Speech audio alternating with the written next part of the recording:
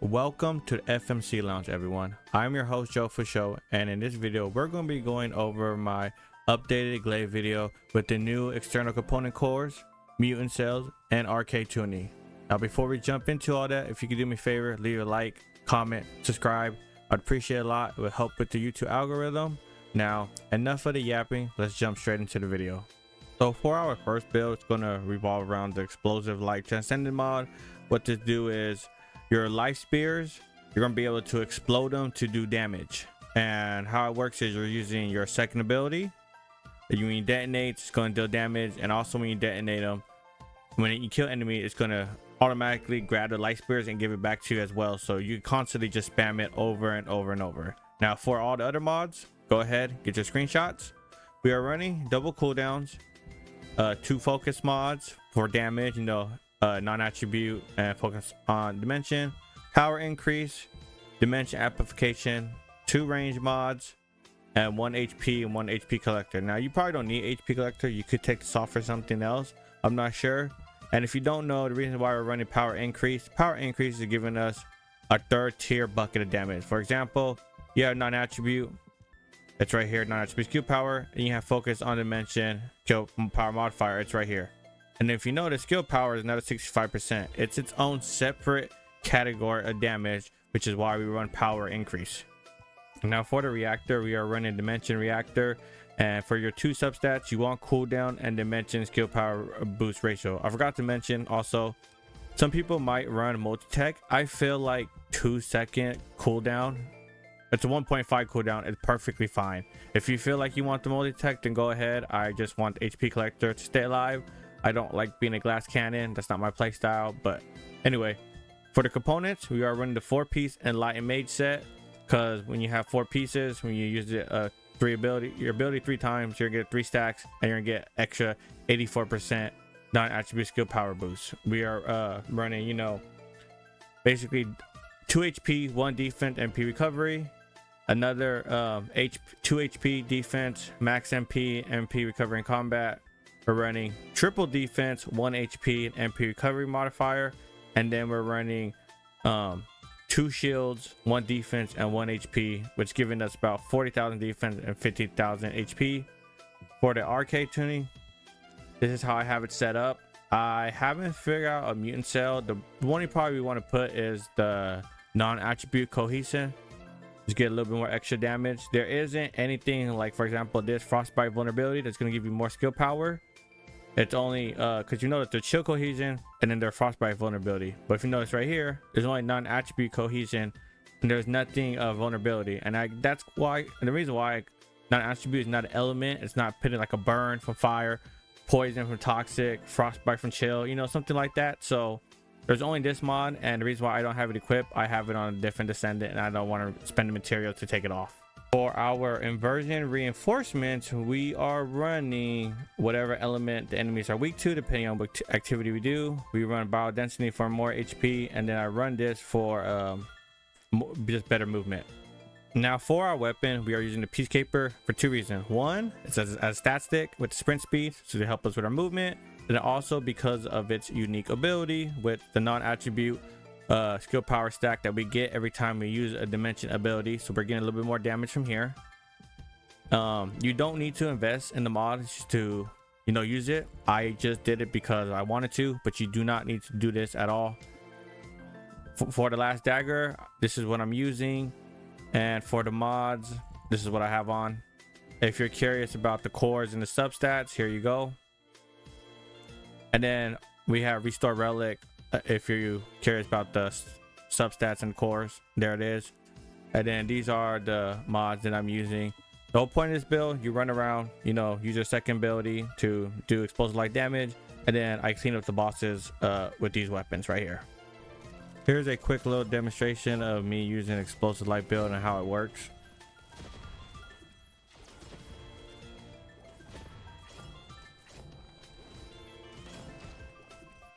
Now for our next build, it's going to revolve around Predator Instinct. Using your firearm while frenzy gradually increase firearm attack. Now before I explain how this build works, go ahead and get your screenshots.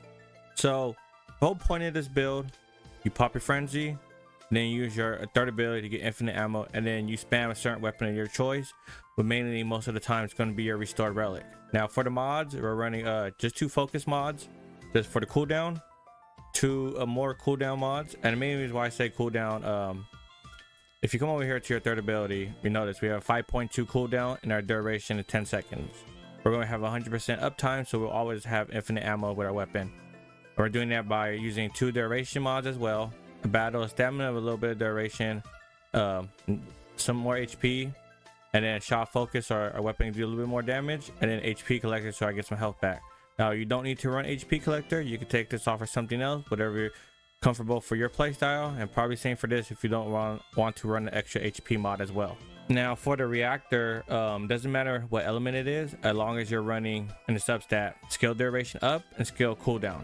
And then for your components, we are running 2-piece annihilation, so we get the 2-set skill duration, and we're running 2-piece shell crusher for the 5% fire rate. And for the exponent core, I went HP defense, and these 2 are only with HP. I didn't feel like I needed defense on them. I'm already at 29. That's perfectly fine for mobbing. You could put on some element resistance or more defense if you want. Again, our main weapon of choice is the restore relic right here. Here are the substats if you're interested, and we are using this mod slots for the mobbing. And for the inversion reinforcements, we are still running adrenaline rush for movement speed, bio density for more HP, and again, this depends on element of the activity of the enemies you're going up against. And then for the arcade tuning, we are running this is how I have it set up. I just want a much multi-chance and firearm and crit hit damage as I could get. Now for Void Erosion, this is exclusively for Void Erosion 30 and under, not for Void Erosion Challenge 31 to 35. I haven't even attempted 31 35. I feel like it's not necessary. There's no reason to do it. So again, this build is only for Void Erosion wave 1 to 30 at the moment. In the future, it's going to get changed from 1 to 10, and this build should still work. I will make another video if it doesn't work or whatever. But again, it's going to be around Predator Instinct. And actually, you want to get screenshots, go ahead. The mods are all the same as the mobbing gun build. Nothing changes at all. The only thing difference is you're using this in Void Erosion 30 instead of any other activity like 400% dungeon or Sigma. The reactor is the same, the components are the same, nothing changes. Only thing really changes is our last dagger. We went with a chill one. And before I go talk about the mods, you don't want the rounds per magazine. You would want another fire rate. Main reason why, because remember we have infinite ammo with Gley. I just had the rounds per magazine on there because I used this same last dagger with Serena. And then for the mods, we are running mental focus here. Usually you run Firing Fiesta if you're using it on a different Descendant, but because Gley have infinite ammo, you run mental focus instead. And you could also use the restore relic. Here are the substats and the core stats. And then here are the mods that I was using for restore relic. And again, the inversion reinforcement is the same, nothing changes. Adrenaline rush, bio density, chill focus rounds, and then arcade tuning is still the same as well. Now for our bossing build, if anybody cares to use Gley for bossing, this build will mainly work on all the first hard mode bosses, you know, from Executor all the way to Deathstalker. It's going to revolve around Predator Instinct. Go ahead, get your screenshots. Now what changed from other builds is, instead of running 2 HP, we're only running 1 shot focus. We still had the 2 cooldowns. We still had the 2 focus mods, 2 duration mods, you know, battle standard for low HP extermination. We're going walk a tightrope and conditional recharge. The whole goal is to spam our ability, get us under half health, so this will proc so we get a lot of damage. And our weapon of choice is going to be the last dagger. And depending on what enemy you're going against, you want to try and match the element against. A lot of people, they have multiple last dagger. I'm not saying you should make multiple last daggers as well.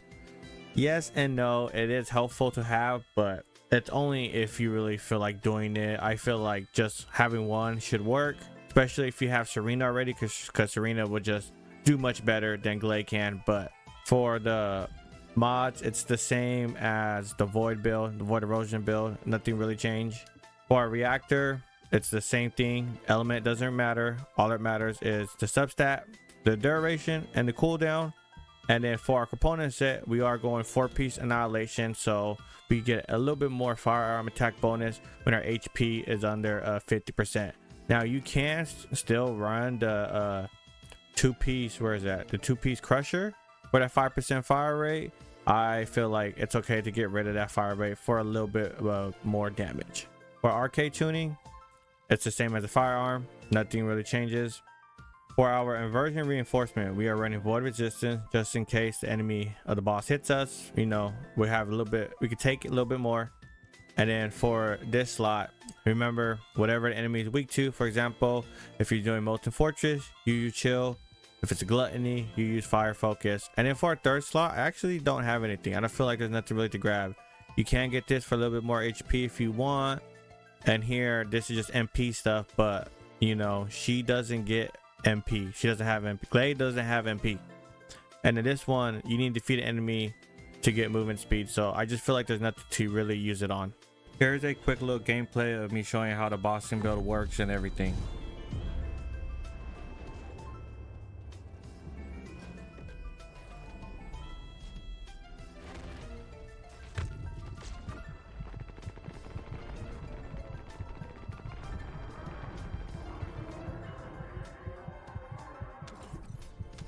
Now right here we have a bonus build that one of my viewers in my stream showed me. His name is Gomez. He's the one who showed me this build, and it's pretty sick build. I actually like love the numbers. It's kind of like bragging. It makes you feel like good when you see this much of a number scale. But if you notice right here, we have 400,000 defense, not 40,000, 400,000.